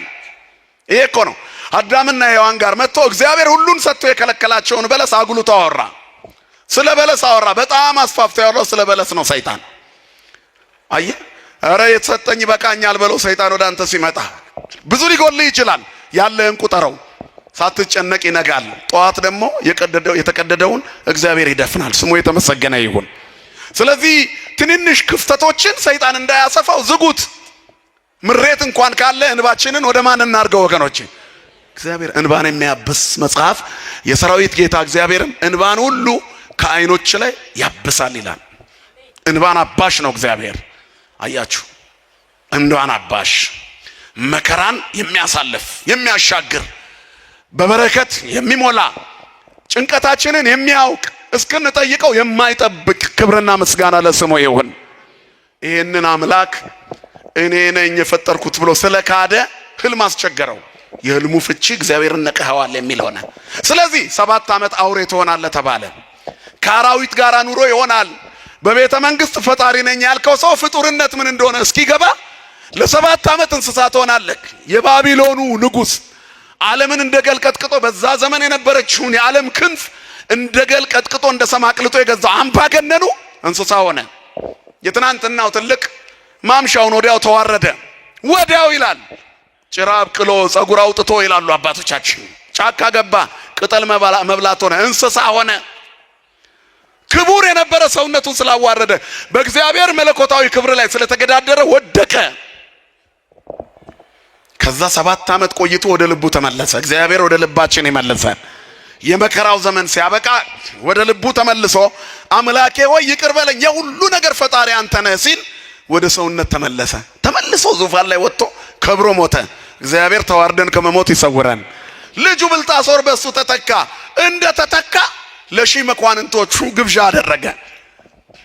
በዓለ ሲመት ማክበሩ ነው በሱ ቤት። ግብዣው ላይ ሚስቶቹንና ቁባቶቹን ሰብስቦ ደስ ባለው ጊዜ ይላል አባቴ ማርኮ ያመጣቸውን የእስራኤልን ንዋያተ ቅድሳት አምጧቸው ከቤተ መቅደስ ከኢየሩሳሌም መቅደስ የመጡትን አለ። ከዚያ በጽዋዎቹ ወይን ጠጅ ጠጡባቸው፣ በወርቅ ሳህኖቹ በጻህሎቹ በመሰዊያዎቹ መስዋዕት በሚቀርብባቸው ሳህሎች ፈትፍተው በሉባቸው፣ በቤተ መቅደሱ ምንጣፍ ጨፍረው ደነሱባቸው፣ ክቡሩን የእግዚአብሔር መቅደስ አዋረዱ። በዚህ ጊዜ እግዚአብሔር መልአኩን ከሰማይ ላከ። አንድ ጣቶች ይላል በግድግዳው ላይ ሲጽፉ ለንጉሱ ታዩት። በወይን ጠጅ የሰከረው ንጉስ አይቶ ማያውቀው የእግዚአብሔር ጣት ከሰማይ የመልአኩ ጣት ሲጽፍ እግዚአብሔር የላከው ጣት ከሰማይ ተልኮ ሲጽፍ ተመለከተ። ከዛም በኋላ ደነገጠ፣ ጉልበቶቹ ተብረከረኩ፣ የወገቦቹ ጅማቶች ተፈቱ፣ ስካሩ ለቀቀው፣ ድንጋጤ ያዘው፣ ልቡ ሊወድቅበት ደረሰ። አስማተኞችና ጠንቋዮቹን ጠራና የነ ግድግዳ ላይ የተጻፈውን ጽሑፍ አንብቡት አለ። ግድግዳውን ሞልቶ ተጽፎ ነበረ፣ የሚያነብ ጠፋ። ንግስቲቱ ቀረበች፣ የናቡከደነጾር የነበረች ወደ ውስጥ ገብታ ነበር። መጣች። አንተ በግብዣ ፊት ለፊት ካስቀመጥካቸው ከለዳውያን ጠንቋዮች ይልቅ ወደዚህ ግብዣ ያልተጠራ ዳንኤል የሚባል ዕብራዊ አለ፣ እስራኤላዊ፣ እግዚአብሔርን የሚያምን የኢየሩሳሌምን አፈሮች እየበተነ የሚጸልይ ማለት ነው፣ እየነሰነሰ የሚጸልይ። ቀጥሎ ባለው ንጉስ ዘመን የሚደንቅ ተአምር እግዚአብሔር በአናብስት ጉድጓድ ውስጥ ለዳንኤል ያደርግለታል። ጻድቅ እያበራ ይሄዳል። የጻድቅ መንገድ እንደ ንጋት ብርሃን ነው ይላል። ሙሉ ቀን እየተጨመረ ይነጋል። እያደግን እኮ ነው የምንሄደው። ፈተናችን በጨመረ ቁጥር ድላችን ከፍ ይላል፣ ሽልማታችን ከፍ ይላል። ማን ስለሚሰጠን? እግዚአብሔር። ክብርና ምስጋና ለስሙ ይሁን። ትልቁ መከራን መታገስ ነው። የክርስቲያን ብጽዕናው መከራ መታገስ ነው አይደል? በመከራ የሚጸና ብፁዕ ነው ይላል መጽሐፍ። ብፁዕ ብእሲ ዘይቴገሳ ለእኪት እሱነ ተመኪሮ ይነሳ አክሊለ ሕይወት ዘአሰፎሙ እግዚአብሔር ለለ ያፈቅርዎ። እግዚአብሔር ለሚወዱት ተስፋ ከተፈተነ በኋላ ድል ሲያደርግ ድል ለነሳው ከተሰወረ መና ሰጠዋለሁ ያለ አምላክ ያዘጋጀውን አክሊል ይወርሳል። የታገሰ ይሸለማል፣ የታገሰ ያሸንፋል፣ የታገሰ ክብርን ይጎናጸፋል፣ የታገሰ እንባው ይታበሳል፣ የታገሰ ሐዲስ ይሆናል። እንደገና አሮጌውን ተፈጥሮ አራግፎ ሐዘን ትካዜን አስወግዶ የደከመ ጉልበትን በፍቅር አድሶ እንደገና ማቆም የሚችል ታማኝ አባት አለን። ክብርና ምስጋና ለስሙ ይሁን። ስለዚህ የታማኙ እግዚአብሔር ልጆች ታግሰው ይኖራሉ፣ ድል ያደርጋሉ። የእግዚአብሔር ልጆች የመሆን ምልክቱ ይሄ ነው። ከእግዚአብሔር ጋር መዋል ነው ባለ ድል የሚያደርገው። ጠብቁት እግዚአብሔርን። አንድ ቀን እግዚአብሔር ይመጣል፣ ባዶነታችንን ሊሞላ ይመጣል፣ ለብዙ ጥያቄዎቻችን መልስ ሊሰጥ ይመጣል። እግዚአብሔር ይጎበኘናል። በፍጹም የኛ ቤት ውስጥ ሰይጣን አይሰለጥንም። ዲያብሎስ ይተነኩሰን ይሆናል ከይሲ ስለሆነ እንጂ አያሸንፈንም። ድል የምንነሳበት ማይተብ ከኛ ጋር አለ። አምላካችን እግዚአብሔር በፍቅር ይጠብቀን ሁላችንም። ከዚህ በኋላ ዳንኤል ይምጣ ተባለ። ዳንኤል መጣ። ንግስቲቱ አባትን ናቡከደነጾር እንስሳ ሆኖ መጥቶ እንደገና ወደ ቤተ መንግስቱ እንደሚመለስ ትንቢት ነግሮት ተመልሶ ሰው ሆኖ ነው። ያው አንተም እንደምታውቀው ልጁ አይደለህ። ስለዚህ ዳንኤል ይምጣ፣ የአባትን ሕልም ይፈታ፣ ያንተንም ይፈታል። ይህን ጽሑፍ ማንበብ እሱ ይችላል አለ። የሰማይ ጽሑፍ ለማንበብ በምድር የሰማይ ተጠሪ መሆን አለብን። ምስጢራት የሚገባን ኦርቶዶክሳውያን የሰማይ ልጆች ነን፣ የዚህ ምድር ልጆች አይደለንም። ሀገራችን የት ነው ንገሩኝ እስቲ? በሰማይ ነው። አያችሁ፣ እኛ የሰማይ ሰዎች ነን። ለዚህ ነው የሰማይ ወንጌል የሚገባን። ክርስትናውን ሰከን ብለን የምንኖረው ለዚህ ነው። ቤተክርስቲያን ረጋ ብላ ትኖራለች። የማይወረወርባት ድንጋይ የለም። ወርዋሪዎቹን እየነጠረ ይፈነክታቸዋል። እሷ ማንም ላይ ሰንዝራ አታውቅም። የሰነዘሩባት ሁሉ ያልፋሉ አይደል? ጠላቶቿ አመድን ይቅማሉ የሚለው ኢትዮጵያ የምትባለዋ ተዋህዶ ነች። በክብሯ አይኖረች፣ በማይተባ አይኖረች፣ እግዚአብሔርን የሚያመልክ ህዝብ ነው። ኢትዮጵያ ታበጽደው ያ በእግዚአብሔር ኢትዮጵያ እጆቿን ወደ እግዚአብሔር ትዘረጋለች ማለት ሀገሪቱ ማለት ህዝቦች ናቸው። እግዚአብሔርን እያመለኩ በኢትዮጵያዊ ውበት የሚኖሩት ደግሞ የተዋህዶ ልጆች ናቸው። ክብርና ምስጋና ለአምላካችን ይሁን። ብንጸናና ምንጠብቅ እግዚአብሔር የተሻለ ያደርጋል። አያደርግም? ያደርጋል። አሁንም እንመለስ፣ ያጎደልነውን እንብላ እንጂ እግዚአብሔር ከኛ ጋር ነው። ሚዛን ላይ ነው ያለው ወንድሜ። ቴቄል ከመባል ይሰውረን። ስለዚህ መጣ ዳንኤል። ከዚያ በኋላ ምን አለ? የወርቅ ማርዳ ባንገቱ ላይ የወርቅ ጉንጉን አንገቱ ላይ ያደርግለታለሁ፣ የወርቅ ልብስ አለብሰዋለሁ፣ መጎናጸፊያ በመንግስቴም ሶስተኛ አደርገዋለሁ። ይሄን የሚፈታ አለ ንጉሱ። ደንግጧል። መንፈሱ አስቸገረ፣ ታወከ፣ መቆም መቀመጥ አቃተው። ከዛ መጣ ንጉሶች ሽልማቱ ስጦታ ላንተ ይሁን። እግዚአብሔር ስለፈቀደ ግን ይሄ በዕብራይስጥ የተጻፈውን ጽሑፍ ሰማያዊ ንባብ እኔ አነብልሃለሁ። የሰማይ ምስጢር እኛ ነን የምናነበው። የተክለ ሃይማኖት ልጆች እኛ ኦርቶዶክሳውያን ይገባናል። ጻድቁ እንዴት ብሎ የእግዚአብሔር መንግስት እንደወረሱ ይገባናል። የምናኔው ምስጢር ለሌላው ተረት ሊሆን ይችላል፣ ለኛ ይገባናል። አታስረዳው፣ ተወው። ላይገባው ይችላል። የጻድቁ ታምር ላይገባው ይችላል። እሱ ባመነበት በራሱ መስፈርት መኖር ይችል ነበር፣ ግን አይደለም። ሃይማኖቱ ሳይሆን ቢዝነስ ውስጥ ስላለ ማጣጣል አለበት። እንደ ንግድ ያስበዋል። ይሄ ቤት ግን የንግድ ቤት አይደለም፣ የበረከት ቤት ነው። ይሄ ቤት የሰማይ ነፍሳት መሰብሰቢያ ቤት ነው። ይሄ ቤት የሰማዩን እንጀራ ከሰማይ የወረደውን የሕይወት እንጀራ ክርስቶስን ተመግቦ ሰው ወደ ሰማይ የሚወጣበት መሰላል የተተከለበት ቤት ነው። ከኢትዮጵያ ሰማይ ስር ያሉት ቅዱሳን በሙሉ ኦርቶዶክሳውያን ናቸው። መሰላሉን ካህናቱ ይዘውን ከእግዚአብሔር ጋር የሚያገናኙን እነ ቅዱስ ጊዮርጊስ ናቸው። ክብርና ምስጋና ለአምላካችን ለእግዚአብሔር ይሁን። እና አቡነ ተክለ ሃይማኖት እና አቡነ ገብረ መንፈስ ቅዱስ መሰላሉን ይዘውልናል። አይወድቅም መሰላሉ፣ የሰማይ መውጫችን። እነሱን ምሰሏቸው፣ እነሱን ተከተሉ፣ በረከታቸውን ያዙ እኮ ነው። ተዘከሩ መኳንንቲክሙ ዘነገሩክሙ ቃለ እግዚአብሔር ወእንዘ ትሬዮሙ ሰናየ ግእዛኖሙ ወሞጻኢቶሙ ተመሰሉ በሃይማኖቶሙ። የኑሯቸውን ፍሬ እያያችሁ በሃይማኖት ምሰሏቸው። ዋኖቻችሁን አስቡ። የኛ ዋኖቻችን እነ ቅዱስ ቂርቆስ ናቸው፣ እነ ቅዱስ ጊዮርጊስ፣ እነ መርቆሬዎስ። አረ ሰማይታቱ ቅዱሳኑ እና አቡነ ገብረ መንፈስ ቅዱስ እና አቡነ ተክለ ሃይማኖት እነ ቅድስት ክርስቶስ ሰምራ እነሱ ናቸው የኛ ዋኖቻችን። ወደ ሰማይ መሰላል እንድንወጣ ድጋፍ ሆነው የያዙን የኛ የዋኖቻችን ዋና ቅድስተ ቅዱሳን ድንግል ማርያም እናታችን ናት። ስሟ የተመሰገነ ይሁን። መድኃኒት ወልዳ ፍጥረትን ከሕመም የታደገች በክርስቶስ የማዳን ስራ ውስጥ ተሳታፊ ሆነች። ዓለምን ለማዳን እግዚአብሔር ከስጋዋ ስጋ ከነፍሷ ነፍስ እንዲነሳ የፈቀደች ይኩነኒ ያለች ዓለም ይኩነኒ እንዲል ያስተማረች ወኩለ ዘይቤለክሙ ግበሩ ብላ የመጀመሪያውን ወንጌል የሰበከች ክርስቶስን የሰማ ሁሉ ጓዳው እንደማይደርቅበት ያበሰረች አማላጅነቷ የማይለየን በመስቀል ስር የተሰጠችን ዋኖቻችን አሉ። እኛ እንዴት እንደምንጸድቅበት እናውቃለን። ስለዚህ ከዛ ቤት የሚነገረው የማጣጣል ነገር አትስሙ። ቀምሳችሁ ይዩት። የደብረ ሊባኖስን ጸበሌ ተክልዬን አንዱን ብርጭቆ ጠጡት። ከጥቅስ ከምዕራፍና ቁጥር በላይ ነው። ዛሬ ኩላሊት ለማስቀየር ዶላር አይበቃም አይደል? የቅዱስ ጊዮርጊስ አንድ ኩባያ ጸበል ግን ፌለሪቲውን ዜሮ ያደርገዋል አይደል? ወድቃል የተባልክ ትነሳለህ፣ ትሞታለህ የተባልክ ሕይወት ታገኛለህ። በሚሊየን በቢሊየን የማይጠበቅ በረከት እዚህ ቤት አለ። ማን ይመስገን? ክብርና ምስጋና ለአምላካችን ይሁን። ጣዕሙ ወታዕምሩ ከመሄድ እግዚአብሔር ቸር እንደሆነ ቀምሳችሁ ይዩ፣ ቸርነቱን ይዩ። ዋኖቻችሁ ቅዱሳንን አስቧቸው። እነሱም ማሰብ የበረከት ባለቤት ነው። ስለዚህ የምስጢር ጓዳ ናት ቤተክርስቲያን። ያልገባን ካለ እዚህ ነው የሚብራራው። ጃንደረባው ኢትዮጵያዊ ባኮስ ኦርቶዶክሳዊ ነው። መጥቶ ታቦተ ጽዮን ጋር ነው የሰገደው። በሌላ በር አልገባም። በመስኮት የመጡትን ተዋቸው እንጂ በአጥር የገቡትን ተዋቸው። በዋናው በር ነው የገባው። ጃንደረባው መጽሐፍ ቅዱስ ውስጥ አለ፣ እኛ መጽሐፍ ቅዱስ ውስጥ አለን። ወንድሜ አንቺ መጽሐፍ ቅዱስ ውስጥ አለሽ። ለኦርቶዶክሳዊነት መንፈሳዊ እውነተኛነት፣ ለሃይማኖቷ ትክክለኛነት መጽሐፍ ቅዱስ ነው ራሱ ማስረጃው። ባኮስ ኢትዮጵያዊ ጻድቅ ነው ጃንደረባው። መች እንደመጣ እንዴት እንደመጣ ምን ይዞ እንደመጣ እኛ ቤት አለ። ይዞ የመጣው ቅርስ የመጀመሪያ ያነበበው መጽሐፍ እኛ ቤት አለ። አያችሁ፣ እኛ ቅርሱን ይዘናል። የቅዱሳንን ልብሳቸውን አስማቸውን ይዘናል። እውር የሚበራበት ለምጻም የሚነጻበት የሰማዩን መሰላል እንቃርገው የሚይዙልን ድንግል ማርያምን ሳሊለነ ቅድስት ብለው እኛ እንድንወጣ እንዳይወድቅ የያዙልን እግዚአብሔር ከመሰላሉ በላይ አለ አይደል? ህልሞቻችን በሙሉ ሰማይ የሚያደርሱን ናቸው። ክርስቲያን አይቃዥም፣ አይታወክም፣ አይረበሽም። ሳሊለነ ቅድስት ብሎ የሚውል ቀኑን አይወዣብርም፣ አይረበሽም፣ አይታወክም። ማታ ወደ መኝታው ሲገባ አምላኬ ሆይ ብሎ ተማጽኖ የሚተኛ በሰላም ያድራል። ዘይሃድር በረድኤተ ልዑል ወይነብር ውስተ ጽላሎቱ ለአምላከ ሰማይ።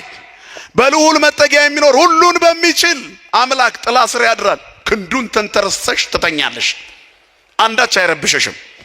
ችግሮች ቢመጡ እንኳን አማትበሽ ተመለሰሽ ትተኛለሽ። መድኃኔ ዓለም እጃችን ላይ ያስቀመጣት ይቺ በቀላሉ እንዲህ የምንላት ብዙ መንገዶቻችንን ብርሃናማ ታደርጋለች። አያችሁ፣ ይቺ በቂ ናት። ማንን ነው የምትጠራው ስትደነግጥ? የእግዚአብሔርን ስም አይደል? ይሄ ሚዛን ነው በራሱ የምንታመንበትን አምላክ። መስቀሉን ነው የምንይዘው። ክህደከ ሰይጣን ነው የሚለው ክርስቲያን አይደል? በቃ ሰይጣን እኛ ጋር ድል ፈንታ የለውም። መድኃኔዓለም በቤታችን ይንገስልን። ስለዚህ የሰማይ ምስጢር ይገባናል። የሰማዩን ደብዳቤ ማንበብ ጀመረ። አባት ናቡከደነጾር 7 ዓመት ሙሉ ቅጠል እየበላ የኖረበት ምክንያት በእግዚአብሔር ላይ በትዕቢት ስለተነሳ ነው። ንስሐ ገብቶ ሲመለስ እግዚአብሔር ክብሩን ሰጠው።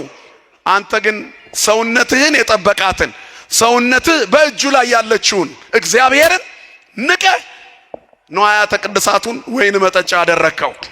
ለሰማይ መስዋዕት የተዘጋጀው ንዋያተ ቅድሳት ጽዋውን ዕቁባቶች እየጨፈሩ ጠጡበት። ጣዖት አመለኩ። ከእንጨትና ከብር ከድንጋይና ከብረት የተሰሩትን እያመለኩ ንዋያተ ቅድሳቱ ላይ ተሳለቁ። እግዚአብሔር በዚህ አዘነ። ጽሕፈቱ ማኔ፣ ቴቄል፣ ፋሬስ ነው። 3 ናቸው። ማኔ ማለት እግዚአብሔር መንግስትህን ነጠቀ፣ ሳትሾም ተሻርክ፣ ሳትቀመጥ ተነሳህ፣ ሳትቆም ወደቅክ ማለት ነው። መንግስት ተለወጠ። ቴቄል ማለት ተመዘንክ፣ ስልጣን ሰጥቶ ነበር፣ ክብር ሰጥቶ ነበር፣ ቀለህ ተገኘህ። ፋሬስ ማለት ለፋርስና ለሜዶን ተላልፎ መንግስት ተሰጠ። ይህን እንደሰማ ብልጣሶር የወርቅ ማርዳ ባንገቱ ላይ ያደረገለት ለዳንኤል። በዚያው ዕለት ማታ የከለዳውያን ንጉስ ዳሪዮስ ነገሰ። የባቢሎን ንጉስ ብልጣሶር ተገደለ። እግዚአብሔር ላይ የተሳለቀ ጥቅም የለው። ምን ቢያምርበት አያስቀናም። ኢትቅና ላይ ለኩያን ወይ ኢትቅና ላይ ለገበርታ አመጻ፣ በክፎች ላይ አትቅና፣ አመጻን በሚያደርጉ ላይ አትቅና ይላል መጽሐፍ። እስመ ከመሳይር ፍጡነ ይብሱ ወበከመ አመልማል ሐምሎ ፍጡነ ይወድቁ ነው። ተወከል በእግዚአብሔር ወግበር ሰናይ። እንደ ምድረ በዳ አመልማል ይረግፋሉ፣ እንደ ሳር ፈጥነው ይደርቃሉ። በእግዚአብሔር ታመን፣ መልካም ነገርን አድርግ እንጂ በክፎች አትቅና። በአመጽና በግፍ ስራ የረከሱ ሰዎች አምረው ተውበው ውሸት ከውስጣቸው ቅድም እንዳልኩት ነው። ከዲያብሎስ ጋር ነው የሚኖሩት። እርቃናቸውን ነው የሚመላለሱት። ክብራቸውን ያጡ ናቸው። ሰው ከሰይጣን ጋር ዘመድ ሆኖ እንዳማረበት አይኖርም። የሚል ከሰከስበት ቦታ አለው። ከእግዚአብሔር ጋር ከሆነ በመቅደሱ በውበት፣ በቤታችን በውበት፣ በመንገድ ላይ በሞገስ እንኖራለን። ማን ስላለ ከኛ ጋር? እግዚአብሔር ሜዳ ላይ አይጥልም፣ ህዝቦቹን ይጠብቃል። ይዲቅ ዘያቅበከ የሚጠብቅህ አይተኛም፣ ዘወትር ይጠብቃል።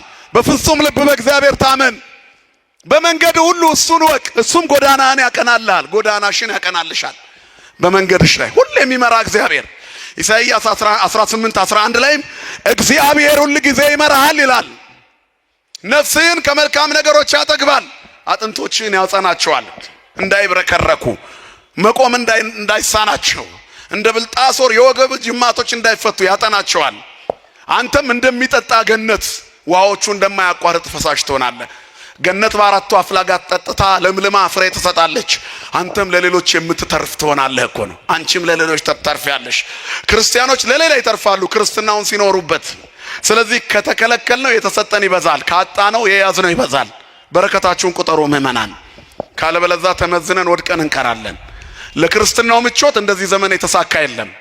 በፈተና ጥንካሬ ደግሞ በየቀኑ እንደዚህ ትውልድ የሚፈተን ላይኖር ይችላል። ምክንያቱም ባለማይተብ በዝቷል። በዚህ ዘመን እግዚአብሔር ብዙ ሰራዊት አለው።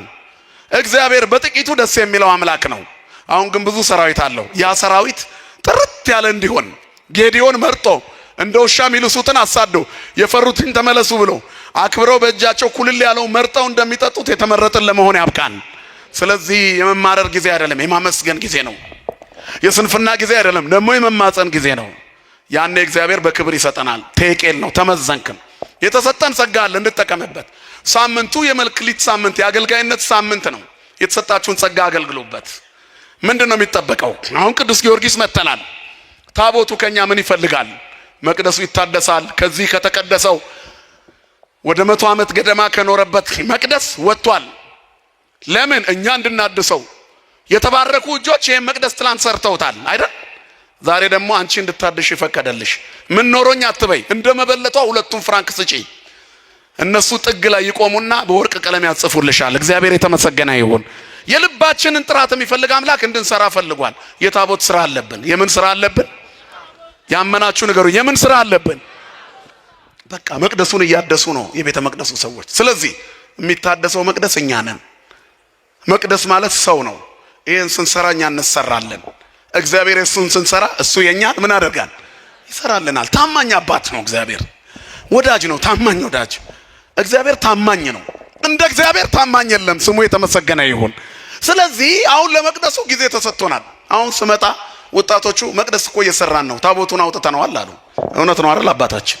ታቦቱ ሕጉ ወጥቷል፣ እኛ እንድናድሰው የተባረኩ ነገስታት አድሰው የሰሩት መቅደስ፣ እኛ ደግሞ የነዛን ነገስታት እጅ በረከት ሊሰጠን ይኸው አብሮን ቆሟል። ማን ይመስገን? ክብርና ምስጋና ለስሙ ይሁን። እኔ እንዳው ለመቅደሱ ጠራኝ፣ እኔን ኃጢአተኛው ለመቅደሱ ጠራኝ። ለካ እጅህ ንጹህ ስለሆነ ነው። አንተ ና መቅደሴን ስራ ተብለሃል። ዳዊትን የሚያህል ንጉሥ የለም። ከዳዊት አንበልጥም እኛ። ቅዱስ ነው። እጅህ ንጹህ አይደለም አሰራልኝም አለው እግዚአብሔር። አየህ፣ ተጠርተሽ መተሽ እዚህም እግዚአብሔር ካልፈለገሽ ሳሰጪ ትሄጃለሽ። እጅሽ ደም አለበት ማለት ነው። እያለ ማሰጥ ከሆነ አንተም አታስታውሰው፣ አስታውስ እንደምንም። ለምን እጄ ስስታም ሆነ የሆነ ቦታ ላይ ተዘረግፋለህ እኮ በስሜት። ከበር መልስ ካልከፈልኩ ትላለህ እኮ ስትወጣ ልትጸጸት። ለእግዚአብሔር ሰጥቶ የተጸጸተ የለም፣ ሲወጣ ይሞላለታል።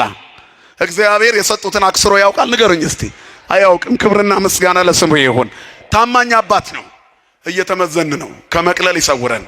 ስለዚህ ተመዘናል። መክሊት ተሰጥቷል። አየህ፣ የዚህ ሳምንት ትምህርት ይሄ ነው። ባለ 3 ባለ 1 ባለ 2 አይደል? ባለ 5 ባለ 2 ባለ 1 ይሆናል። እኔና እናንተ ግን አንቅበረው፣ እናውጣው። መበለቷ ባለ 1 መክሊት ነች፣ ግን ከባለ 5ቱ መክሊት የበለጠ ነው እግዚአብሔር የባረካት። ባለጸጎቹማ ከትርፋቸው ሰጡ፣ እሷ ግን ትዳሯን ሁሉ ሰጠች አለ። መቀነቷን ስታራግፍ አየ። 2 ሳንቲሞች ተንከባለው ወደቁ። ሳንቲሙን የሚሰበስቡ ፈሪሳውያን አላዩትም። ወገብ ተፈቶ፣ መቀነት ተፈቶ፣ ቋጠሮው ተፈቶ ውርውር ሲደረግ በንጹህ ልብ እየተሰገደ እግዚአብሔር ይህን ታውቃለህ ሲባል መድኃኔዓለም በዘመነ ስጋዌ ስጋ ለብሶ ተቀምጦ ነበር ያያል። ከሁሉ አስፈልጣ እሷ ሰጠች አለ። እግዚአብሔር ልብሽን ያያል። በድህነትሽ ውስጥ በኑሮ ውድነት ውስጥ መቅደሴን ስሪልኝ እያለ ነው። ይገርማል። ከስጦታ ሁሉ ትልቁ ከጉድለት ላይ መስጠት ነው። የምስጋና ሕይወት እኮ ነው ይሄ። መድኃኔዓለም ይሄን እንድንሰራ ይርዳን ሁላችንን። አትቅበሩት። አንድ ነው የተሰጣችሁ። 1 የተጣላ ማስታረቅ ሊሆን ይችላል። 1 ምጽዋት ሊሆን ይችላል። 1 ራስን መለወጥ ሊሆን ይችላል። ለራስ መብቃት፣ ንስሐ መግባት፣ ስጋው ደግሞ መቀበል፣ ቂም በቀል ማራገፍ፣ ይቅር በላይ ማለት። ክርስቲያን ማለት የማያጠፋ አይደለም፣ የሚጸጸት ነው። ያጠፋል እኮ ክርስቲያን ግን ይጸጸታል። የሚጸጸት አይምሮ ባለቤቶች ነን። ምን ነው ለምን እንዲያደረኩ የምንል። አንድ አባት 2 ልጆች ነበሩት ይላል ወንጌል። ከዛ አባት አንዱ ልጁን ጠራውና ና ልጄ ዛሬ ወደ እርሻ ቦታ ሂድልኝ አለው። አልሄድም አባዬ አለ። ዝም አለው አባቱ። ሌላኛው ልጅ ጠራውና ልጄ ባክ ዛሬ እርሻ ቦታ ሂድልኝ። ኧረ አባዬ ችግር የለም እሄዳለሁ አለ። እሄዳለሁ ያለው ቀረ። ጫወታ አታለለው። አልሄድም ያለ ግን ምን አለ? ዋ ምን ነካኝ? አባቴ እኮ ነው፣ የአብራኩ ክፋይ ነኝ። ከጉልበቱ ወጥቼ ሽኮኮ አድርጎ አሳድጎኝ ማሳ ብሄድ ለራሴ ነው። ልጅነቴን ሁሉ በጥሩ ንጽህና ያሳደገኝ አባቴን ለምን እንዲመለስኩለት? አይሄዳለሁ። የአባቴን ትእዛዝማ መፈጸም አለብኝ ብሎ እርሻ ሄደ። ይሄኛው ቀረ። የትኛው ልጅ ሰራ? የሄደው ወይስ የቀረው? እምቢ ብሎ የሄደው። አያችሁ? አንተ የትኛው ነህ? እሺ ብለህ የቀረኸው ነህ ወይስ እምቢ ብለህ የሰራኸው? አያችሁ? እግዚአብሔር ተነጫንጨን እንኳን ለምናደርገው ደከመኝ ብለን እንቅልፍ እያነጫነጨን የምንመጣ ሰዎች አለን እኮ አይደል? እሁድ። ምክንያቱም ዲያብሎስ የእሁዱን እንቅልፍ በጣም ያጣፍጠዋል። ከ7ቱ ቀናት ጣፋጩ የእሁድ ጠዋት እንቅልፍ ነው። እንዴት እንደሚጣፍጥ አይደል? እየተንገዳገድን ምርር ብሎን ስመለስ ተኛለሁ ብለን እንሄዳለን። አስቀድሰን ስንመለስ ና በላስተኛኝ ብትለው እንቅልፉ የለም። ጤነኛ እንቅልፍ አይደለም። መጀመሪያ የሚመጣው በረከት ሊያሳጣህ ነው። ንቅት አይንን ከፍተ ነው የምትውለው ስትመለስ። ደክመዋል እኮ ቆመን ዋልከው እኮ አስቀድሰሃል፣ ዘምረሃል፣ አሸብሽበሃል፣ ግን ስትመለስ አልደከመህም። የቤቱን በረከት ስለጠገብክ እንቅልፍ የሚጫንህ ሰይጣን ለቆ ሄዷል። ማን ይመስገን። መክሊትን አትቅበር። የሰንበትን ሌሊት በቤተ መቅደሱና እግዚአብሔር ካንተ ጋር ይሆናል። ነይ መቅደሱ። ስለዚህ እግዚአብሔር ከኛ እጅ የሚፈልገው አለ። ይዞን ሰጥቶን ከኛ የሚጠብቀውን ሲቀበል ሌላ ተጨማሪ ይሰጠናል። ብዙ ከእግዚአብሔር የምንፈልጋቸው ነገሮች አሉ፣ እኛ ግን ረስተናቸዋል። እሱ አይረሳቸውም። ስለዚህ ለእግዚአብሔር እንሰጥኛ። መጀመሪያ በጊዜው ከፍ እንዲያደርጋችሁ ከኃይለኛው ከእግዚአብሔር እጅ በታች ራሳችሁን አዋርዱ። እሱ ስለናንተ ያስባል። እሱ ለቤትህ፣ ለልጆችህ፣ ለትዳርህ፣ ለኑሮ እግዚአብሔር ያስባል። ነገ ምን ይሆናል አትበል። ዛሬ የሱ ከሆንክ ነገ አይጥልህም። ታማኝ ነው እግዚአብሔር። አይጥልም፣ እግዚአብሔር አይጥልም። እመኑኝ። አሁን ነገን የፈራን ሰዎች ብዙ አለን እዚህ ውስጥ። የኛ ነገ መድኃኔዓለም ነው። አያችሁ ለኛ ነገያችን ዛሬ ቅዱስ ጊዮርጊስ ዋስ ይሆነናል። ደጁ ቁጭ ብለህ ያንተን ነገ ሊያጨልም አያደርገውም። ሰማዕቱ ቅዱስ ጊዮርጊስ በፈረሱ ይደርስልሃል። የቅዱስ ጊዮርጊስ አምላክ ይድረስልን። ተመዝነን ከመቅለል ይሰውረን። በበረከት ከፍ ያደርገን። ባለመክሊቶች ያደርገን። የሰማዕቱ በረከት አይለየን። ንስሐ ገብተን ሥጋው ደሙ ተቀብለን የመንግስቱ ዜጎች ለመሆን ያብቃን።